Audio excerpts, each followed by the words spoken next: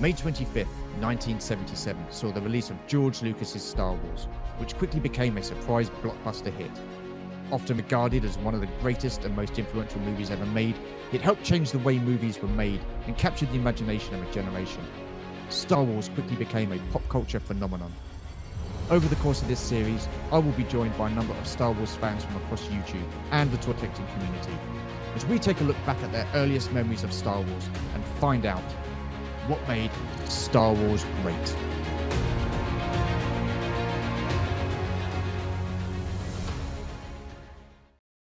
Hello Toy Collector fans, Universal Toy Collector here, and welcome to the channel. And welcome to episode 19 of What Made Star Wars Great, the series where I get to chat with Star Wars fans from across YouTube and the toy collecting community, and hear all about their earliest experiences with Star Wars, and to basically find out what made Star Wars great. Joining me on this episode is Matt from Matt's Collection. Hello sir, how are you? Hello there. I'm doing well. How about yourself? Not too bad, not too bad. Now, I've got to say, you are probably one of the most positive people when it comes to Star Wars and the Star Wars franchise in the community. I mean, I love your passion for it. I like your knowledge for it. And you always seem to have a smile on your face when you talk about Star Wars. But I just want to get your insight into the negative side of Star Wars. I mean, because there has been a lot of negativity over these last few years within Star Wars. I mean, how do you feel about that? What's your take on that? Well, I mean, there's been negativity towards Star Wars since 1977. Wow. It's always been there. It's just now that you have an internet that and social media that amplifies it. Okay, yeah. You have algorithms that promote it. I mean, look at the channels that, I mean, they're hating on it before they even see anything about it, and they get promoted left and right. I mean, it's a lot of it is algorithm based. I'm not begrudging people for making a buck on YouTube, but at the same time, it's a grift, and it's for a lot of it. I'm not saying I can criticize. I have criticisms about all of Star Wars too. I mean, none of it's perfect.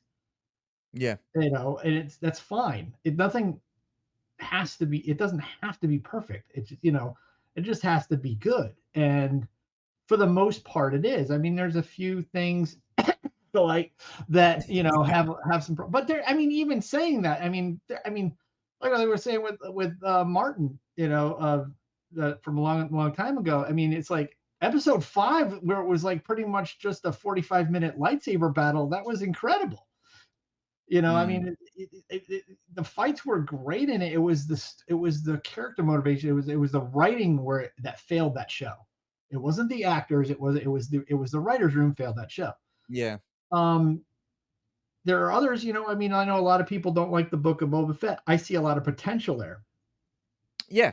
I mean, like, think about what would happen. It's just one like end credit scene. I mean, there's certain things about Book of Boba Fett I won't defend, like the slow speed chase. I mean, it was just dumb. It didn't work. Whether it was a limitation of the volume or whatever, when they were making it. Okay, but think about this. You have, like, at the end of that last episode, like a post-credit scene where they have, like, say, like, it's just a dark room and there's some different alien gangsters sitting around a table, and then all of a sudden, they're like, well, that's our operations on Tatooine, the Pikes have failed us there or whatever, and then they just kind of show Kira sitting at the table. So Crimson Dawn was behind the whole thing, kind of something to just blow it up. And then a season 2. I mean, there's a lot of potential for a season 2 for that show, and I would love to see it. I know Tamir Morrison's great. And go ahead. The thing is, there's a lot of potential for a lot of the Star Wars series. The Acolyte being one of them, the Book of Boba Fett. I mean, crikey, after the end of Mandalorian season 2, when you had the post-credit scene or the end credit scene with Boba Fett going back into Jabba's palace and Bib Fortuna was there, I was like, what is this? And I was really, really excited for it. No, me too. But this is the thing. This is the thing. As a Star Wars fan, and I class myself as a Star Wars fan, even though I don't like every single bit of Star Wars, but apparently you're not a Star Wars fan these days if you don't like everything, according to some people, right? But we'll pack it in. That's not quite the case.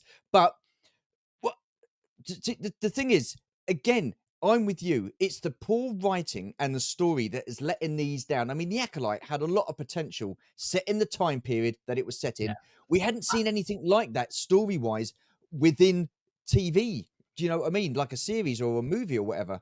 So why are the actors coming out and calling fans bigots, racists, misogynists, and all the ists and isms and stuff like that because of poor writing and poor Yeah, directing? I mean, And it's just a kind of a product of the time. It's nobody can, and I'm not faulting the. I think the actors for the most part did a great job in that show. Like I said, it was the writers' room that failed them. I mean, you had character motivations that turned on a dime for no reason. yeah, OSHA turning to the dark side just made no sense yeah, when it happened because it was like, and it's like it and just as much as like Master Soul. I mean, if you've watched Squid Games, he's in that. He's fantastic in that. yeah. I love that series. But and he's a great actor. And like I loved Master Soul's character, but at the end, it was just like, why are you just waiting until now to tell? You were there was basically was like there was a vergence in the force that created you and your sister, and we were trying to figure it out. And but it was like it was there the whole time, but it wasn't, kind of thing. Yeah. It was just like a failure in the writers room. And I think it's one thing with Disney right now. I mean, get away from the Acolyte a little bit. The sequel trilogy, as I think there's a lot of good moments in the sequel trilogy, but again, it was something ultimately has its problems because there was no clear vision at the beginning. No, there It was wasn't. Yeah. basically, okay, you have J.J. Abrams come in and he writes up a basic story. Basically, he just retold the original Star Wars. I mean, let's just face it. That's what he did. It was the Yeah. safest thing he could possibly do. And that's what J.J. Abrams does. He'll put stuff in there because he likes it, and then he won't explain it, puts it in this little, puts everything in a mystery box. Like, oh, how did Maz Kanata get Yeah. That's a story Luke's for another time. lightsaber? We never We'll found talk out. about Yeah. that later. It didn't matter. It was just, it Yeah. needed to be there. He Yeah. doesn't, and that's really a tough thing to do.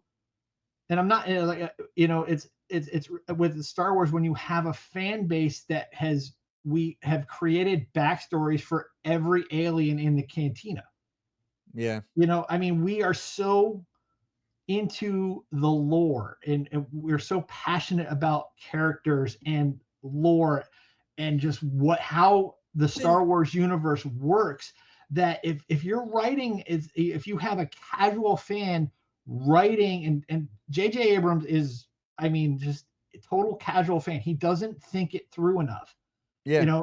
It's so, and But it's then aren't with that, I mean, you're absolutely spot on. You've got like, you've got a lot of lore within Star Wars. You've got a lot of canon within yeah, Star Wars. But so if why are Disney or Lucasfilm getting in directors that don't have a clue about Star yeah. Wars? It's Well, the like thing is, fanboy stuff. They're coming in, they're writing their own stuff and not really paying attention to no, things that have happened in the past. It makes that's no sense. and that's Disney's biggest problem right now. I mean, you need to put somebody, whether it be John Favreau, which I would applaud. Yeah, I think he really gets it. Or Dave Filoni for the most part gets it. He's really good with lore and canon. And I think his weaknesses he's coming in as an animator and doing live action. He needs help there. yeah, Now he's doing a good job. I think Ahsoka was an excellent show. But he's also relying on the characters he created. And I get it. He's very fond of the characters he created with George Lucas in the Clone yeah, Wars. And he's gonna, and he wants them in there. And honestly, I think Ahsoka's a good show. And seeing her show up in The Mandalorian, I thought was really good. And yeah. and Rebels as well. But it was just like, okay, we get it, but you can't just you can't put plot armor around these people. I mean, they have to be at risk, kind of thing. But really what Disney needs at this point is they need somebody at the helm of Star Wars, kind of like Kevin Feige was Yeah, for Marvel. I mean, okay, yeah, we have a vision. This is where it's going. And then you can bring in directors that don't, I mean, honestly, if you look at, I mean, how come Andor was so great was because Tony Gilroy was it. And they basically gave him Yeah. carte blanche to do what he wanted. He was a Star Wars fan. This is what he wanted to do, and he went and he did it. Yeah. You know, and you can criticize. I guess there was like a book that came out that kind of had like a K2SO origin story in it, or basically how the rebels got it. Yeah. You just kind of, well, now that's a book. I don't care. I wanted to tell it my way. I'm okay with that. You know, because Yeah.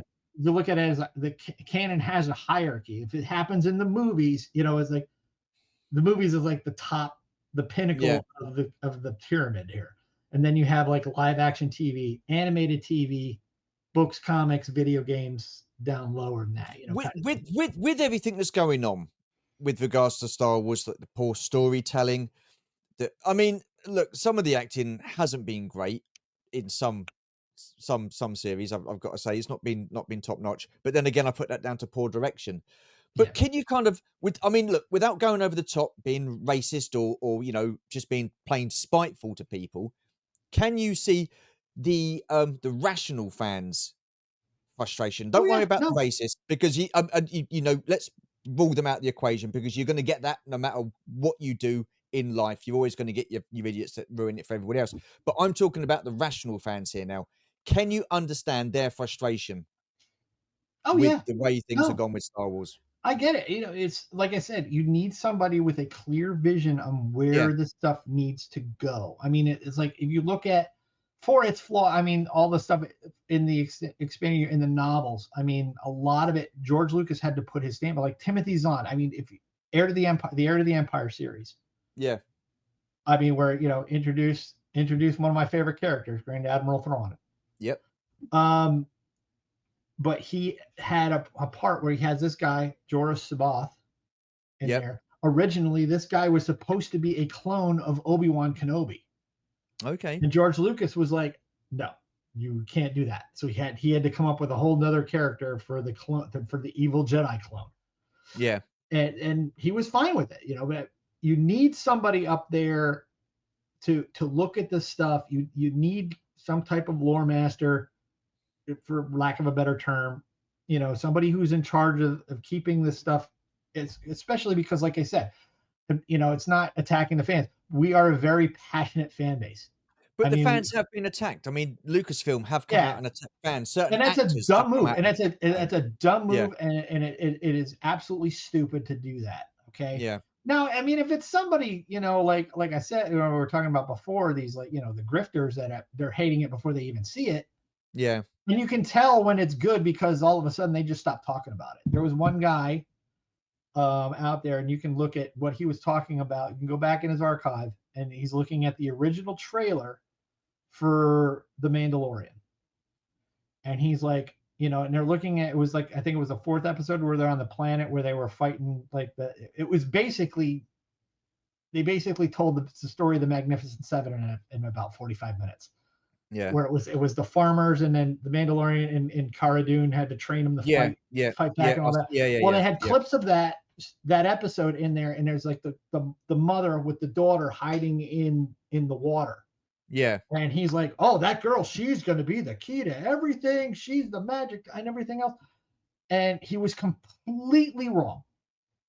Okay, yeah. and then when the Mandalorian actually came out and fans really reacted well to it, it was really, I mean, the first season is awesome of that show. I loved it. Oh, cool. Yeah, it was. Yeah, yeah, And you know, I mean, I've liked all three seasons, and you know, but you know, the second these people, when it's good and they realize that but they can't just admit they're wrong, they just stop talking about it.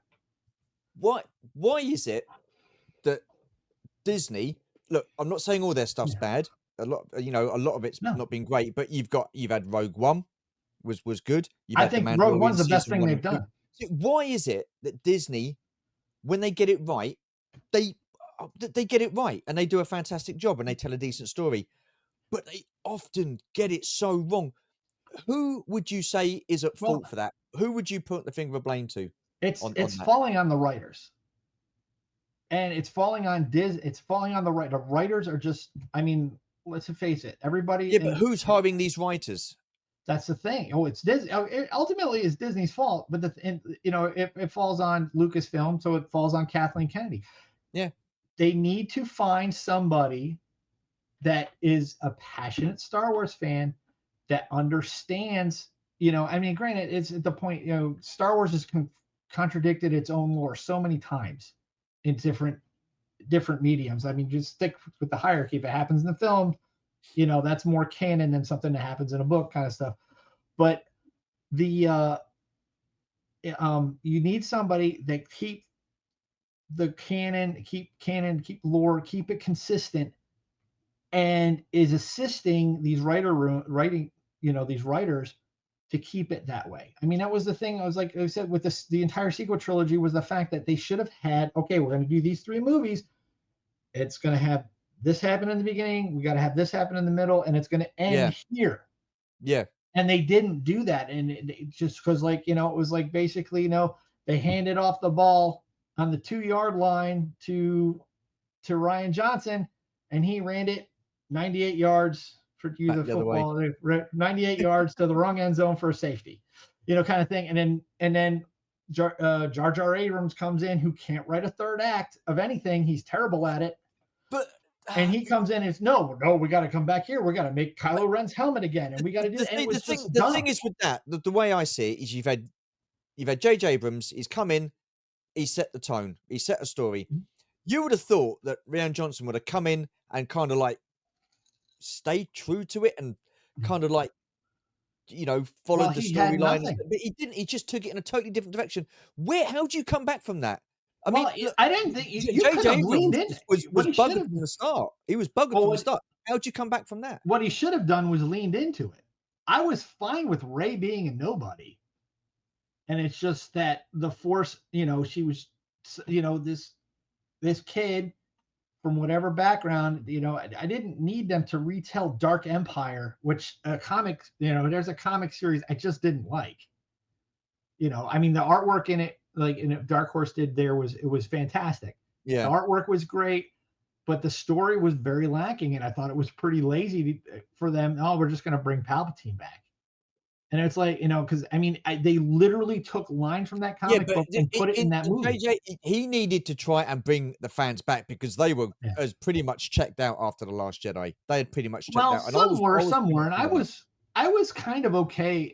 I mean, granted, The Last Jedi is not a story I wouldn't have told it that way. I would have had, I mean, the whole thing was Luke was the MacGuffin in the first one. I mean, they had to find him. Okay. But he had to be gone for a reason. And and there was 2 ways they could go with it. It was, he went to the first Jedi temple because he was looking for something, or he was looking, or with what we got was I'm checking he's Flynn in Tron Legacy. I'm taking he took himself out of the equation. That was his sister that was in need. He didn't know. But he cut himself off from the Force. Ray must have told him. Well, yeah, but at the same time, obviously she didn't. Well, she does at first. Well, she doesn't know anything other than she's leading a resistance. Remember, I mean, she doesn't know like that she got blown out into space and she wouldn't have known that. I get that she wouldn't have known that. But surely just the fact that Leia was in that predicament where she's up against the First Order, Luke surely would have. Like from when I was a kid, when we were kids, would have gone back and done something about it. Well, he does. But he does. Even in the Last Jedi, because remember when she realizes, after Rey's first lesson, there's one thing I do like about Rian Johnson. I mean, as far as a constructed movie, The Last Jedi out of the sequels is the best constructed movie. It's a lot of. It does show. Listen to me. The pacing is on point. The cinematography is great. Yeah, I agree with that. The cinematography is very good. But it's a lot of it. There's not a lot of exposition. It is it's a lot of show don't tell. So there's a point, where like Rey, when she first the first lesson where she's feeling the Force, going through the whole bit with the Force with Luke, and then she realizes, she goes, "Well, I didn't sense you." He has cut himself off from the Force.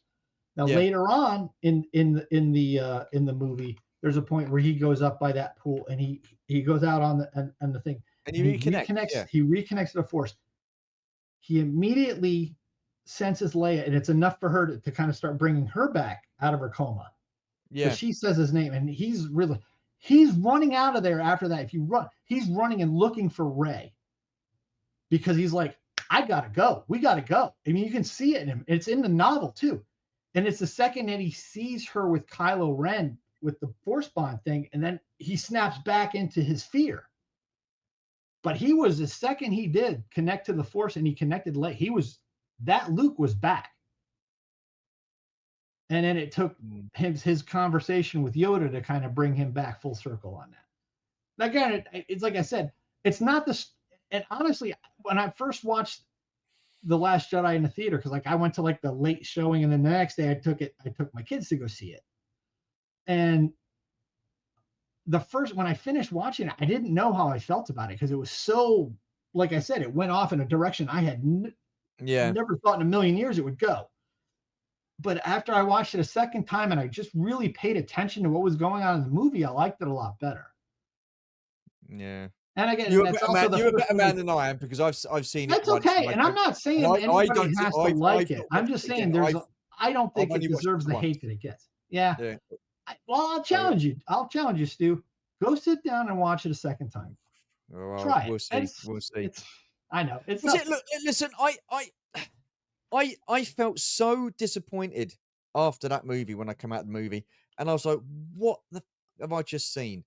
I was so disappointed with the way they dealt with Luke and the way things handled. I mean, it's not the story. If they had hired me to write it, it would have gone a different direction. It would have been he was looking for something. But then also that has its problems too.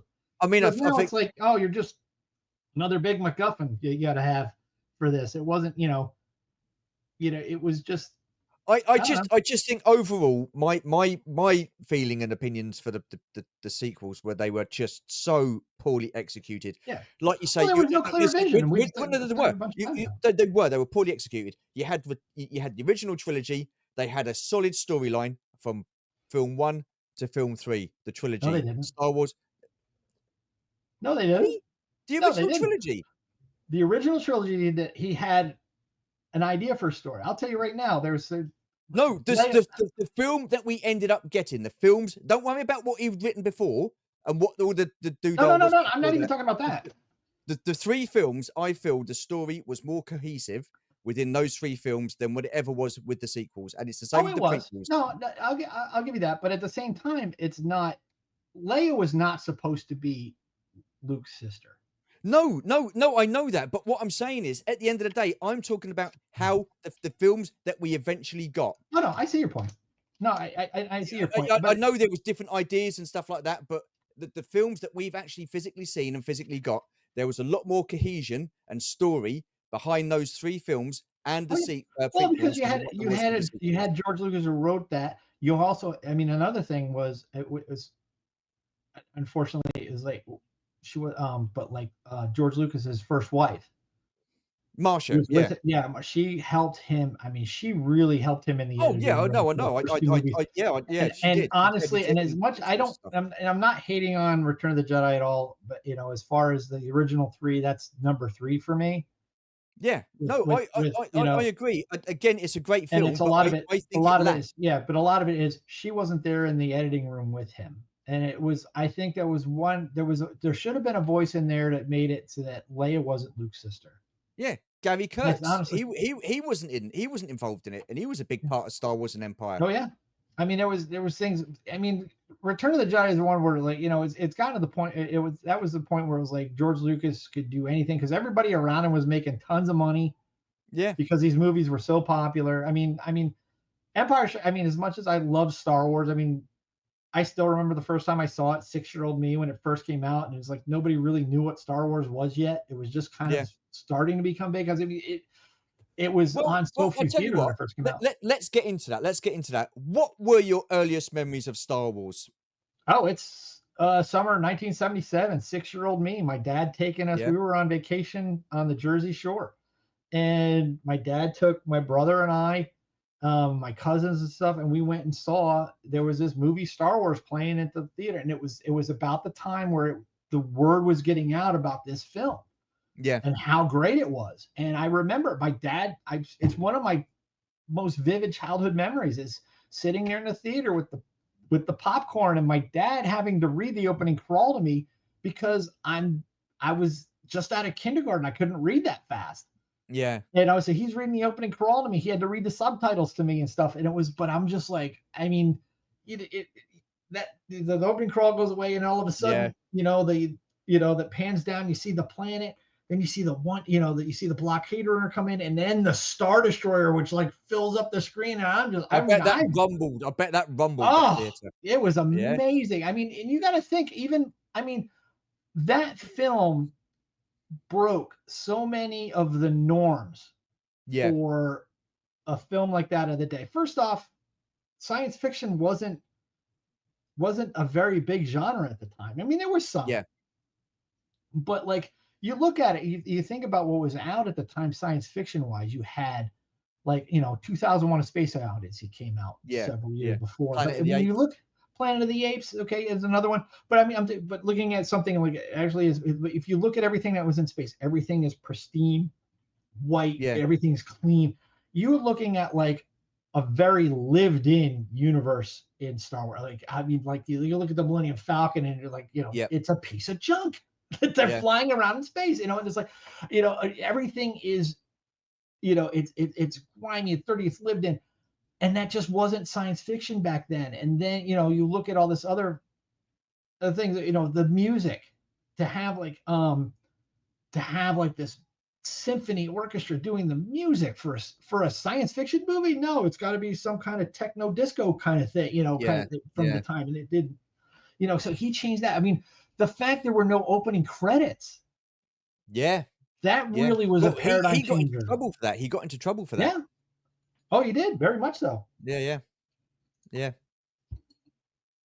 But he had, all these things that he did were so different. And I mean, think about the time in 1977. I mean, it was like, the U.S. was like, Jimmy Carter was president. He was kind of just like trying to manage a decline of the nation. It was like, but this was like, there was like the Vietnam War was just coming to an end. Yeah. So, I mean, the movies that were out at the time, they were all like disaster movies, weren't they? Exactly. Inferno, Poseidon Adventure, all that kind of stuff. Jaws was the big one the year before. Yeah, my parents took me to see that at age 5. That was and then we're going to Jersey. No, I'm not going in. I'm good. No. I'll just stay up here on the beach. Thank you. Don't blame you. But so I mean, after Star Wars had finished, and you had the end scene with the Death Star and everything like that. I mean. I was too young to go to the theater to see Star Wars when it first came out, so I would have loved to have just experienced that. My first experience was Return of the Jedi, but after that film had finished, what were your thoughts? I mean, what would you 6-year-old you thinking? That was it. I mean, it was like, that was amazing to me. I was like, because you think in those days, 77, 70, there was no Blockbuster video. There wasn't. It was years before you'd even, like, we had cable and we had HBO as a channel. It was well after Return of the Jedi, before those movies were even on HBO, just the way licensing and stuff worked back then. I swear I saw that movie in the theater so many times in the 3 years between 77 and 80, because they kept re-releasing it to theaters. I saw it in the drive-in theater. We saw it, it was kind of one of those things. It was like, well, there's nothing really going on. Well, Star Wars is playing. You want to go see it? Yeah, I want to go see it. I mean, I was the kid, me and my best friend was like, I wanted to be Han Solo so bad, and I was like, or I wanted to be every kid everything was Star Wars. I mean, back in the time, I know the figures weren't. It took another year for the figures to come out, but your Star Wars was everywhere. They really pushed it with their PR. Yeah. It was on cereal boxes. It was on trading cards. It was pajamas, wallpaper, all that sort of stuff. I mean, they really did. Oh yeah, I had Star Wars sheets. Yeah, I had Star Wars everything. It was like, it was before the action figures even came out. I was like, I was drawing them on paper and cutting them out to play, like an X-wing or something. And you had to wait 3 years. You had to wait 3 years for the sequel. So after the 3 years up, you would have been 9. When you first saw the trailer for Empire Strikes Back, what were your thoughts? When I found out there was a new Star Wars coming out, because I mean, if you look at Star Wars itself, I mean, yes, it leaves things up, Darth Vader flying off, and everything, But I mean, you think about that story; it's a complete story in there. So it was like, would there be another one or not? In 70s, when you're a little kid, you don't think about that. But yeah, when Empire was coming out, people were thinking that Star Wars wasn't going to be as successful. They were thinking it's just going to be a flop. Oh yeah. So I think he he kind of did that, so it could have been a one-off movie if it needed to be a one-off movie, Oh yeah, but it wasn't. It was a huge success, and he's and like, right, okay, everybody wanted now I more. can carry on and carry on. So he took it on from there. Oh yeah, I mean, well, that's the thing. I mean, there were even movie critics at the time. There's a movie critic, Siskel and Ebert, when Star Wars first came out. They were like, "Oh, this is just a cheap western dressed up with flashy special effects. It's nothing special." And then they kind of went. They saw how it blew up, and they actually changed their tune on it much Yeah. later. But I mean, we're talking about negativity. It was there at day one. Movie critics. There were movie critics that didn't like it. They thought it was, The thing is with movie critics, I don't really sort of like pay too much attention to what they yeah, say because all of movie critics it's just their opinion. I oh yeah, mean, you know, they've got their opinion saying it's not great, but the general public, you know, the rest of the world, it took oh yeah. Star Wars took the rest of the world by storm with that movie, George Oh Lucas in no, that it movie. changed. I mean, it was such a Absolutely. paradigm So changing. It changed the industry. yeah, well, I yeah, mean, of course because it I did. mean, it really did. I mean, because now all of a sudden, science fiction, fantasy type films were just Yeah, blew up. Oh, my puppy's going nuts. no, it's okay. Um, but yeah, I mean, it was amazing how it really did change a lot of things, and it was like, and then everybody tried to copy it in a way, Yeah, because then you get yeah, like, and some better know, that's when you get your Battlestar Galactica TV show. You got Buck Rogers comes back, there was all Space 1999, yeah, all these other things come out. You started seeing more, Tron was another one of that, yeah, where yeah, like Disney was like, we need a Star Wars, and they made like The Black Hole, which is an amazing movie that yeah. didn't do well in its time, but it's still I mean, but it was such a, I It's a mean, classic. It's a classic. oh yeah. Yeah, But I mean, it was basically 20,000 Leagues Under the Siege set in space to a yeah, point, because like, you see the ship that they use it for that, and yeah, it's very reminiscent of the Nostromo. It's that's that like yeah, steampunk kind of look, you know, yeah, and it was great. I mean, what I'm saying is a lot of there was a hunger for that type of entertainment now. yeah. So I mean, Well, that they got the second actually, installment of Star Wars, didn't they, with Empire Strikes Back? So what were your oh, thoughts on that when you saw that? I still remember the first time seeing that one too. It Yeah. was we went and saw that one opening day. Oh, And right, yeah. so I remember we're opening day, we're at the theater at our mall, and it was one of those things. We were in line all day. It was You were in line to Yeah, get tickets, then you had to get in line for the theater, and then it was, and then you get to go in, and we were in line out in front of in the mall. Like, I remember my mom going down to the other side of the mall. There was a pizza place. She got pizza for us, so we could come back and eat. We're eating in line, waiting to get into the theater. And I mean, that was another one. It was like, and I came out of that movie, and I was again blown away. But at the same time, you talk about, oh my God, the bad guys won. The bad guys are winning at the end of that movie. That never happened in movies before. The yeah, bad guys can't win. I mean, and you look at how, I mean, as much as like, 6-year-old me seeing Vader walk onto the Tantive 4 the first time, like, oh, that's the bad guy right there. you know, I mean, he yeah, was like, for a 6-year-old, he was terrifying. And now yeah, you see what he's doing in Empire, and he is just brutal and ruthless. And I mean, it's just, he's a force of nature in that, and it's yeah, amazing. And I mean, Vader is one. I mean, Anakin Vader is one of my favorite characters in the whole saga, and yeah, and he's I mean, it's just the how complex he is in that, and the things that are going on there, and then you find out why he's so obsessed with Luke Skywalker. yeah. And it was such a reveal. I mean, it's thank God there was no internet back then, because Wow. to Yeah, sit there yeah, that first day, and when he says, "No, I am your father," and it's like, what? And then you're like, I had to wait 3 years to find out if it was true or not. I mean, I yeah, had a feeling yeah, it was like, yeah, it was like my best friend and I, because I mean, we were so Star Wars obsessed growing up, and it was like, it's like, is he really his father? I was like, how could he be his father? And then you're like, then it's like, well, like, he's lying to him. He's just trying to get him off his game. And it's like, oh my God, it's like, we had to wait 3 years to figure that one out. It's So like, after the 3 years, Jedi opens.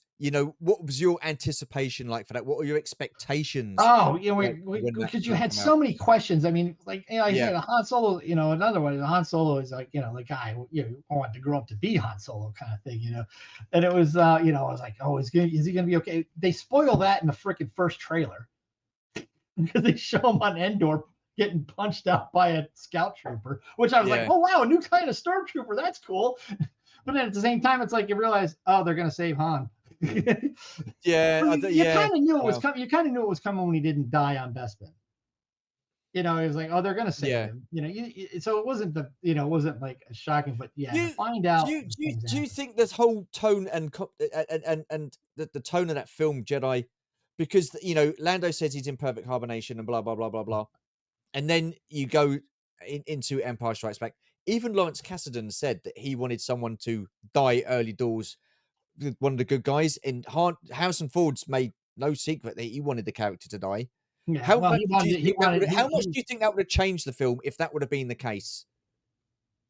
oh, it would have been devastating. I mean, Yeah, yeah, I mean, it was again, I mean, sure, you always have like, like in the first one, the mentor always dies in the first film. I mean, in yeah, Obi-Wan, in Star Wars, Qui-Gon in Phantom Menace, Han Solo in The Force yeah, Awakens. yeah, yeah, Um, so yeah, it would have been, I mean, to have him get killed there, it would have been, I think it would have been devastating. Because I mean, you think about how much in that film in Empire, how much you get invested in Han because of the escape from Han. I mean, everything, because like, he's got a bounty on his head from the first yeah, movie. And then this when yep, he's like, he's trying to leave the rebellion for a while because he's got to go settle a debt with Jabba. And because they're running into bounty hunters that are trying to find him. And he's like, I gotta deal with this. yeah, But and then the whole bit with the escaping, he's still loyal to his friends. He's got, he can't just leave Leia behind. He's got to save her. He's got to get her out of there, out of yeah, Hoth, and stuff like that. And I mean, he's trying to get out. His motivations at that point is to get her to safety. yeah, And it's so, and it's because he loves her, and and she loves him, and so it was like for that to have, you get so invested in him, for them to kill him off, it would have caused too many problems there. One is, first off, you're killing a beloved character that you've really spent a lot of time building up here. yeah, And at the same time, they needed that to work because Vader was going to use it to freeze Luke to take him to the Emperor. yeah, So I mean, it was what he was trying to do. So I mean, if it didn't work, then all of a sudden, why are they fighting in the carbon freeze chamber, kind of thing? Why are they luring Luke into that place? yeah, So I mean, yeah, I could see, I mean, you could have had, I mean, if the whole thing with like Harrison Ford, not wanting to play Han Solo anymore because hey, he gets top billing in Indiana Jones, and Raiders is another great one, yep. but we go, so I'm glad they didn't, and I mean, George Lucas looked at him as, I can't sell dead Han Solo figures. No, this is true. Yeah, yeah. Even though us OG collectors would really like that Anakin I, or that Uncle Owen and Aunt Beru 2-pack from on. It's just yeah. two bird Oh God. skeletons in a I, pack. I know you say that early stories were that Leia wasn't Luke's sister, but I've got to say the way that they used that in the Return of the Jedi for Vader to get Luke to Oh no, confront that him. was awesome. If you will not turn to the dark side, then perhaps you will. Yeah, See, but that would have see, worked. at That the would have time I worked didn't still. appreciate that, but looking back at it now, that Yeah. is such a great line, and Oh it was no. the only thing that they could use to get Luke. And this is, Right. No, I I'm just, okay yeah, with them having a twin yeah, sister, and it still bothers me that it's Leia yeah, because it wasn't the plan. The plan is she was in hiding somewhere else. Somebody yeah, else was protecting her. She was another just kind of out there and obscure and it was just kind of a time saver for them to, oh, we'll just make it Leia. And it was like, and you're at the point in George Lucas's career where people are unwilling to tell him no. Yeah. And it really kind of, it was just kind of an expedient thing. And I just, for me, it's, and then, it is what I can't, it's like, I can't go in the Wayback Machine and go change it. But do you think that's why Gary Kurtz come into it, and that's why he wasn't involved in Return of the Jedi, because he had a difference of opinion to George Lucas and how he wanted it? No, I think you don't think so. I think he was pivotal in Empire and Star Wars. Oh no, he was. I think there were other things that happened at the time, and Kurtz was just out for what it was other reasons. It wasn't. I think what some things that kind of hurt Return of the Jedi. The big thing that really kind of hurt Return of the Jedi was George Lucas's divorce, and because like his wife helped him so much in the editing room. They worked very well together there, and that was a loss. And that I think that, I mean, and I'm not hating on Return of the Jedi. Like I said, it's one of my, I still love the movie and I love the ending, even how they've changed it with the special editions. But it's just that there are just some things they did for expediency, because they knew they weren't going to be making anything new for a while. Yeah. They were going to step away from Star Wars because George Lucas needed to get away from everything because of what was going on. Oh yeah, of course he did. Yeah, and I understand it. I understand it. But the fact that they could have left that open, that there was, Luke's got a sister out there, because that line with, oh, you have a twin sister. That would have worked still. She's out there. I'll find her and I'll turn her. We don't need you anymore to Luke. I mean, that would still hit just as hard. But that conversation with Ben, the Force Ghost Ben and Luke on Dagobah after Yoda died, that would have been a totally different thing, because you would have never found out who his sister was then, would you? I think at that point he could have told him. Yeah, the conversation would have been different. Oh yeah, you have a sister, and we sent her here, and she's, and I've been watching her still, because he can be anywhere, Yeah. That kind of thing. It could have worked. It would just take it would have taken more work. Yeah.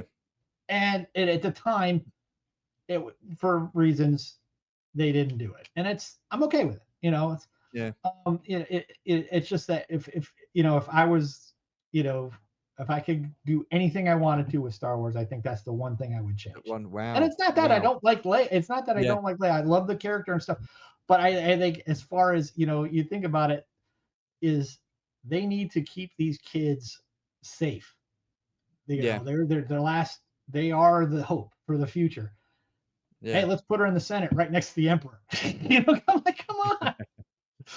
We are coming up to the top of the hour. Unbelievably, this has gone really quick, and I've still got a few more questions to ask you. So we will carry on. What is it about? Oh yeah, what is it about Star Wars that really stood out for you? I think it was, a lot of it was, it was so different from everything else at the time. And it even like, you get to the prequel trilogy. I mean, even there was always breaking new ground. There was always something new. Yeah. About it. It means like how many times, you look at the original Star Wars, you go back and look at these makings, all these people that were like telling George, you can't do this. This isn't going to work. You can't do this. Yeah. Yeah. Well, the studios were saying, you got to wrap it up. We need this. Well, it was like they had no faith. But the thing was, it was like, they were showing, what was it? They did a screening for, I think it was for Martin Scorsese.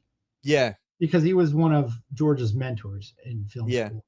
And he showed him a screening, but they didn't have the effects done yet. He's inventing stuff for these effects, but so basically what he did was he took World War II gun camera footage, because that's what he wanted to see. Because you think that he's building this up because, like, when he was, his fond memories as a kid was going to the theater and seeing those serials and stuff before the movie.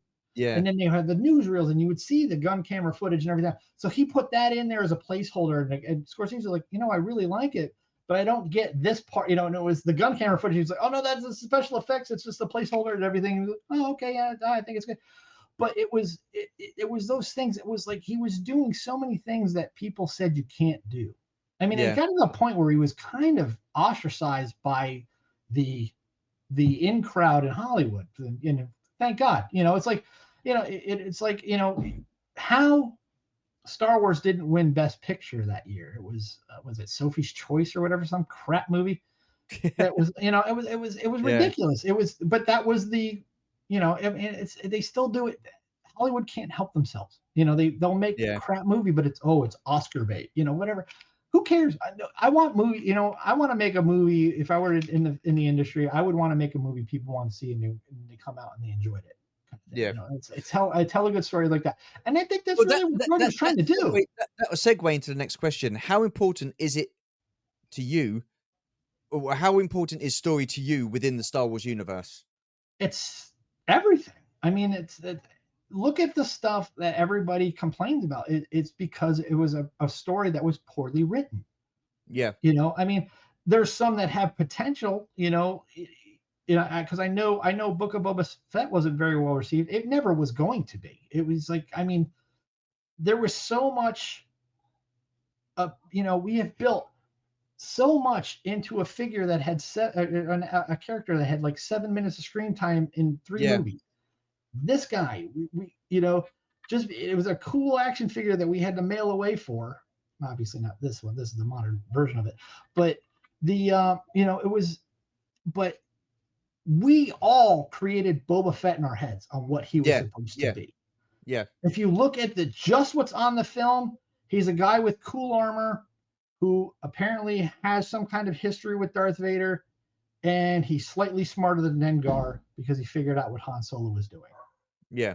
But he's not doing, you know, there's everyone's like, oh, he's a total badass. There's nothing in the films To suggest otherwise. to prove that. There's nothing backing that up. But then that backstory comes in with the books and the novels that were written at the time, and the comics that were written around that time.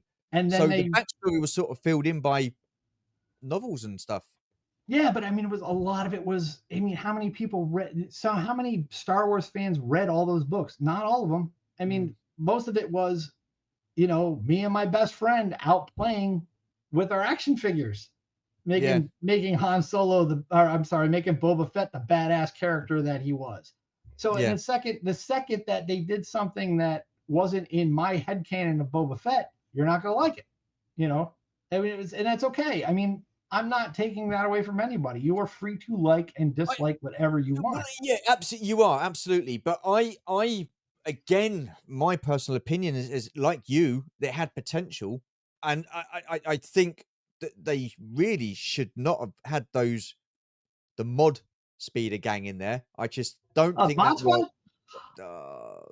There were problems there. I'm not again. There were big problems there. Oh yeah, but like I said, I won't defend the slow speed chase. The space Vespas were kind of dumb, but at the same time, there's a plus. There is that there were these people that were just causing trouble that everybody saw as troublemakers, and Boba Fett saw potential in them and brought them in. So there was that idea could have potential in a second season. That's it. I don't think those characters brought anything to the series at all. But I mean, you look at there were people that the one girl with she had the mechanical arm. They were thinking she was some character from like a video game or something. It was something I didn't read.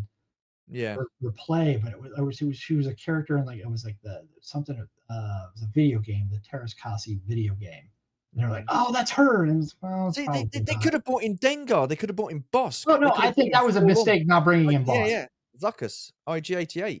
Yeah, no, it would have been cool to see, and that would have been pretty cool. But at the same time, you're going to have the detractors. Oh, that's just fan service. And I'm okay with fan service. But that's what it is. That's what the Book of Boba Fett was. It was fan service, surely. Yeah. But I could use that. And what really annoyed me with the Book of Boba Fett was the fact that you had 2 episodes with him not in it at all, and it was just basically part, the Mandalorian. How undermining is that to the lead character? I thought that was horrendous. At the same time, I didn't mind it because those 2 episodes were great. But it does. I see Ah, what you're saying. I see what you're saying. I mean, they should have split it up. They should have had some stuff about what he's doing on Tatooine at the time. That would have been a yeah, great time where you see Bosk show up for yeah, stuff. yeah. I mean, Split the crikey, they had time. Trandoshans in it. They had Split the Trandoshans in it. Oh yeah, no, I get it. No, like I said, there's opportunities were missed in that show, but I Yeah, think it was, but there's still, I think, like I said, there's potential for another season because I mean they're really trying. If they are really trying to retell Heir to the Empire in some type of form, I mean they did that. That whole season was basically turning Boba Fett into Talon Card from those. If you've read those books, and that was no. Talon Card. Talon Card, geez, they even made an action figure of him. I've got it around here somewhere. But he was basically the guy who took over Jabba the Hutt's operation, Oh, okay. and his top lieutenant was Mara Jade, and he was living on this planet, and that's where the Salamiri were. There was basically there were all these creatures. They're kind of like wolf type creatures. They're called Yeah, Vorstiers, and they hunt using the Force. And then the Salamiris, as a defense mechanism, they kind of cancel out the Force around them, and that's how Grand Admiral Thrawn goes there to get the Salamiris, so he can control the Jedi that's on Wayland. yeah, So it was some neat stuff there. So basically, I mean, but Talon Karrde turns out to be a big player in those books because he's kind of outside the law. So there, because like you're 5 years into the Republic and there's already corrupt senators and yeah. power hungry and stuff like that. So it was like he was kind of outside that. So we were able to work with him to get things done, kind of stuff. It's a great character, and he shows up a lot in Legends after Well, that. So you see, the thing is, I've always thought Disney were good at telling stories because they were good at telling fairy tales and stuff like that. You know, you had all yeah, and the Star Wars Disney. ultimately is a fairy tale. So, I mean, sorry. Star Wars, the story, Well, yes, it's it a is. It fantasy is. So fairy tale. again, it just makes you wonder why that they cannot get the story right and they get the wrong writers in and stuff like Yeah. that. And it's I don't get it. But Well, I moving think on. they rushed. They rushed.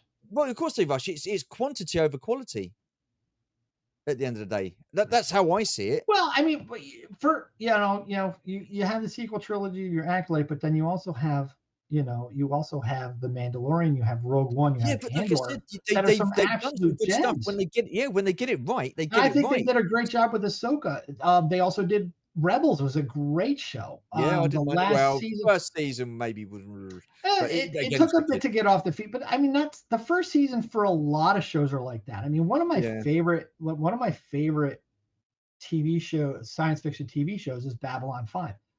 And The Expanse is the same way. The first season is a very slow burn. They are yeah, building things up. That I mean, there was lines that you thought were throwaway lines in the first season of Babylon 5 that get paid off at the end of season 3. wow. It's laying a groundwork, and so I mean, it's like I said, there's potential for like a Yeah, Book but of Boba Fett season back 2 then, or something like that. you could tell a story. You could have like a Yeah. series that was going to last 4, 5, 6, 7 seasons. You know, look at Star Well, Trek Next they have to Generation. commit. Don't Exactly, get me started yeah, with that but crap. they don't do that now. You get one season, that's it. Maybe 2 seasons, that's it, and it's only 8 episodes long. They try and cram too much in to a Yeah, minimum amount of what time. they I need to don't do agree with is, that. yeah, and I think that's a problem. I think they should do at least 10 episode seasons, Yeah, and space it out. But again, tell a story, but Disney needs to commit. Hey, we're gonna do 4 or 5 seasons of this show, and yeah, then you go into it, then what's going on. I mean, that was the one thing. I was like, people were complaining about the Phantom Menace. It's like, the original Star Wars, George didn't know there was going to be an Empire Strikes Back, kind of thing. When he was making the Phantom Menace, he knew there was going to be an episode 2 and an episode 3. yeah, yeah, I mean, it got to the point he even said like 60% of the story you want to tell, he tells in Revenge of the Sith. So it's basically the Phantom Menace and Attack of the Clones are set up for his third act yeah, in episode 3. yeah, It He had the time to tell it that way. He knew yeah, he was going to make 2 more movies, and yeah, so if you go in with with like you look at like like say the Mandalorian, you knew there was a season 2.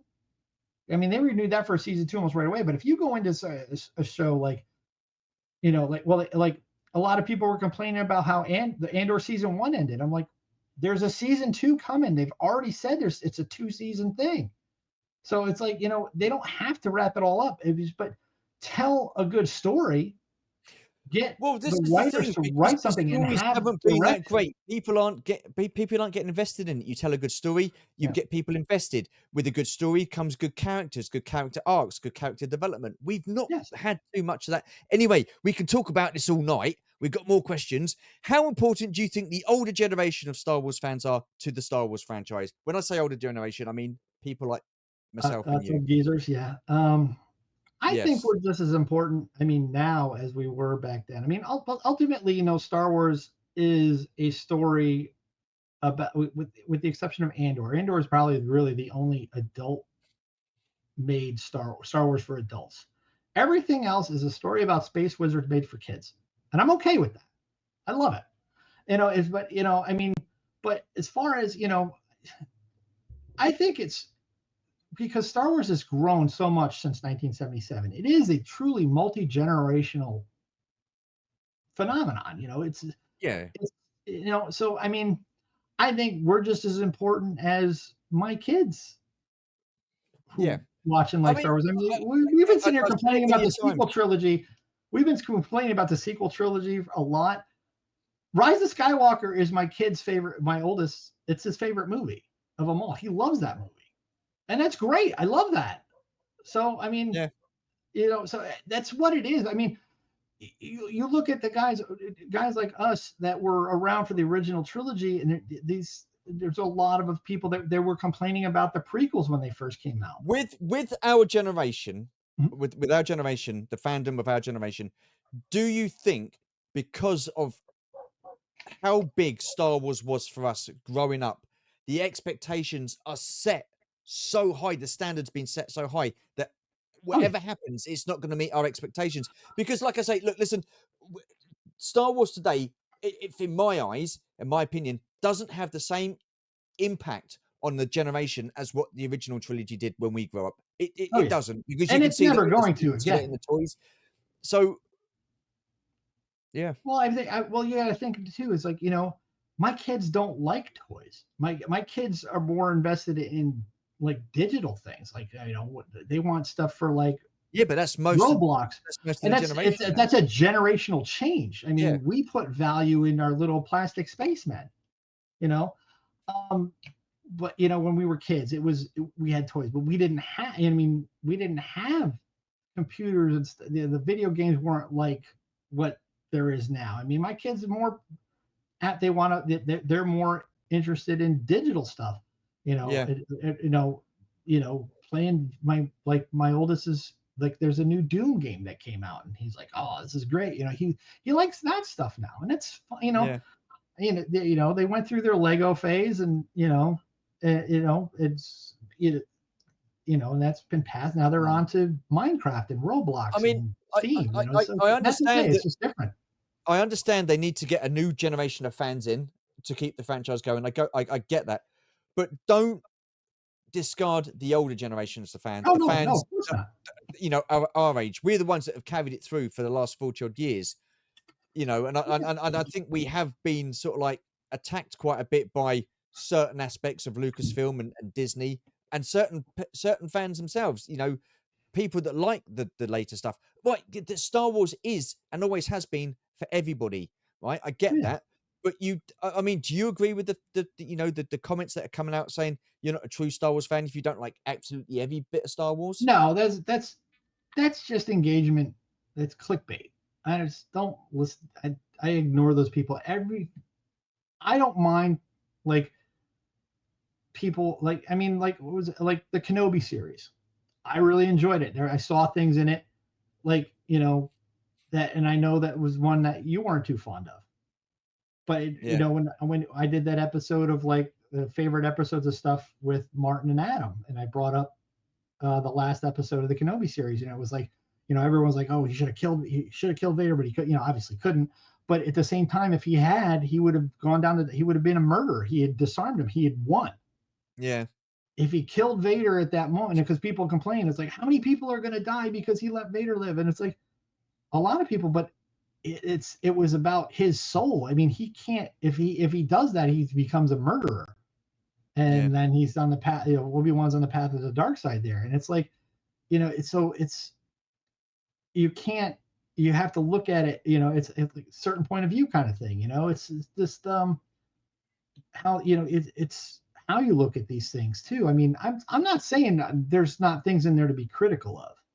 Okay. And that's okay. I mean, I can go through every single thing in Star Wars and yeah, this I liked, this I didn't like so much. I mean, we just went on this whole bit about how I don't like that Leia is Luke's sister.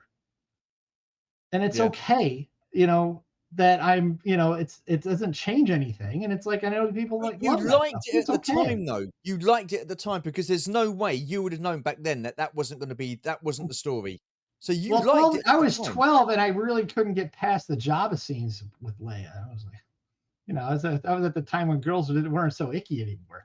Yeah. So I was like, I love me some Leia. Talking to Leia, how important are strong female characters within the Star Wars universe? Take the qualifier. Strong characters, period. Whether male, female, alien, whatever, I'm asking. Right, I ask this question, and I say it week in, week out when I do this series. I ask this question because we were told the older generation of fans do not like strong female characters. Well, we're frightened of strong female characters, according to some people. Bull crap based on watching the films. I mean, how many of us, we also, I mean, come on, Leia's no shrinking violet in the original movie. No, she's not. I mean, she's not. Just get this big walking carpet out of my way. I mean, I love the interaction between her and Han all through Empire Strikes Back when they're trying to get off a Hoth and the Millennium Falcon won't start. And she looks at, would it help if I got out and pushed? And there's stuff like that. Or when they're in, they're on the asteroid and they got to get out of there. And he's like, no time to discuss this in committee. And she's like, I am not a committee. Kind of stuff. It's great. There are different types of strength. You don't have to be big butch and do you know what I mean? And going around blasting everybody. That's the problem with modern Hollywood is their idea of strong female characters is taking a man and just wrapping it in a female skin. Yeah, right. And you're looking at that. I mean, look at back when we were, other movies that we watched from the time. I mean, it was like Alien, Ripley. I mean, come on. I mean, Wonder Woman. And as far as I'm concerned, there's only 2 Alien movies with the possible exception of Romulus. But I mean, it's the Ripley's awesome in those movies. Yeah. And after that, I mean, again, you get to this. Well, we got to make another one. That's terrible. Sarah Connor again, there's another franchise that only has 2 movies. It's Terminator and Terminator 2. Terminator 2 is a fantastic movie. And it's like, what I'm loving here, Matt, is that you're turning around saying, well, Alien's only got 2 movies in it. And everything else is written so poorly, I don't want to pretend it's there. Terminator's only got 2 movies in it. But if someone says Star Wars has got 2 movies in it, and everyone's like, oh, no, you've got, do you know what I mean? It's, I think someone else's franchise. Star Wars is on it. I mean, as much as I love those other franchises, I mean, Star Wars is on a completely different level. I mean, how much aliens stuff do you see in here? How important? Hey, I look at it this way: there's Raiders of the Lost Ark, and then there's everything else with Indiana Jones's name on it. True. How important is it for Star Wars to be inclusive? I would put. I don't like that whole everybody's got to be represented in the story kind of thing. I don't like it. Write a story, write a good story, and then it doesn't matter. I mean, Star Wars is inclusive. Everybody, I mean, like we've said before, Star Wars is for everybody already. They don't need to throw wokeness into it to just hit some intersectionality, checklist thing. Just tell a good story, because the writing is suffering because you're trying to appeal to these, really just fringe group kind of stuff. Just write a good story. Have a clear and a clear vision of where you want to go and tell a good story, and everything else will fall into place. Yeah, I couldn't agree more with that. I couldn't agree more with that. One more question. Overall, Matt, what makes Star Wars great for you? That little kid back in 1977 sitting in the theater next to his father, just watching it for the first time. Every time I see the opening crawl for any of the movies, I am back there. I mean, it's Yeah, like, like there's all the stuff in here. It all spawns from this figure that I yeah. got in the summer of 1978. And you can tell he's been well played with. And I wouldn't trade this for all the tea in China. I mean, That, he is you know what? That is, priceless to me. yeah, yeah. And so it should. I just think it's amazing, and I wish I could have experienced it, or I wish I was old enough to have experienced it. Like I say, my first experience of Star Wars at a theater was Return of the Jedi. But just before we go, do you think there will ever be a time going forward that you're going to get 3 films that we had with the original trilogy that will shape a generation, shape the way movies are made and stuff like that, and have the effect on a generation as the original Star Wars movies did with us? Do you ever see that happening in the future? Hmm. It's tough to say. I mean, because many have tried and none have succeeded the way George Lucas did with Star Wars. Uh, but you get there with a lot of people, like, you think like Lord of the Rings did it too.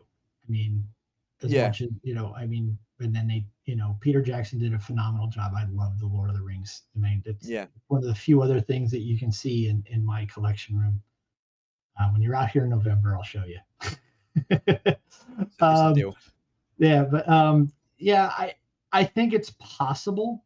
I mean, some have come very close. I would say Lord of the Rings is probably the one that's gotten the closest. But I mean, Lord of the Rings was established as a book series. I mean, Yeah, Dune could get pretty. I mean, and it's kind of funny because George Lucas kind of borrowed from Frank Herbert's Dune quite a bit. There's a lot of parallels with what mm, you see on Tatooine with what happens on Arrakis. So there are possibilities for that. yeah, I could see it happen. I would welcome it. I mean, yeah, to see something like that, to witness it twice in your lifetime would be incredible. Um, right now, I don't really see it the way I think a lot of Hollywood have lost the ability to be original. yeah, And they're just, I mean, you look at everything that's coming out now is, I don't want to say everything's a sequel. I mean, Disney's biggest thing now is taking animated classics and making them live action. And it's sad. yeah, I mean, it's like I refuse to go see, I mean, I love the Lilo and Stitch animated movie. I refuse to go see this one because why? I think it's pointless. You made a great movie like Snow White, the original Snow White. I mean, you think of what a game changer Walt Disney was back in, yeah, what was that yeah, 28, 1928 he made that yeah, movie, or was yeah, it 30, something like that. I mean, it's the thing, he was kind of, it's like George Lucas was kind of the Walt Disney for our generation to a point, because he pioneering different things and making movies. I mean, Walt Disney was there doing that first. I mean, that was another one. People were telling him, oh, get out of that animation stuff. That's a road to nowhere. And yeah, Snow White, it was like, the such a huge phenomenon for its time. And it was the way he created the cameras to make the depth and the layers and stuff for making that movie. There's a series, I don't know if you guys can get it in the UK, but there was a series on the History Channel here. It was like how Disney built America kind of thing. And it's okay, basically talking about Walt Disney's life right up into and his brother, right up to the making of Walt Disney World here in wow, Florida. And and what happened there. But there was so many times, and I was pointing, we were watching it with the kids. I'm like, guys, see how many people are sitting there telling him you can't do that, and he went and did it anyway, and he became a big success for that. yeah, It's like, I mean, that's the story. That's the best story of Star Wars, is really is in the making of it. It's how many people told George Lucas this isn't never going to work. Yeah. This is a fool's errand. And he went and did it anyway, and he changed the culture. Walt Disney did the same thing back in the Yeah. day. I mean, it's Yeah. like, and I'm just afraid that we're losing those dreamers of dreams. And it's like, because there's too many naysayers out there saying you can't do that. You don't even try. How many people give up without even trying anymore? Yeah. Well, And this I is mean, it.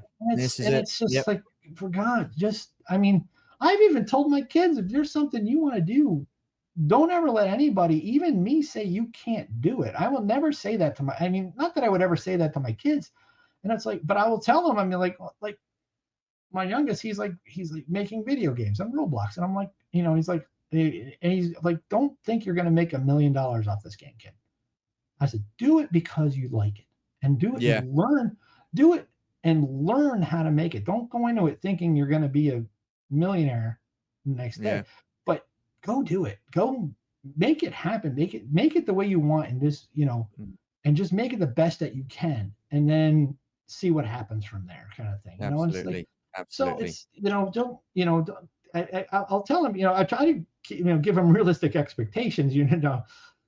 because I mean, he's making a Squid Games game, and it's really kind of neat, and it's like, but it's definitely made by an 11-year-old, Well, no, fair but play it's to him. fun, and I'm Fair like, play are to you him. having? Yeah. My thing is, are Absolutely. you having fun doing it? But I was like, my kid, like, it's like when you ask you, what do you want to do when you grow up, and like, I don't know, and I was like, okay, you don't have to have an answer, but I was like, but at the same time, it's like, figure out, the things that, I would love to see more people out there just, dream that big dream and try to make it a reality.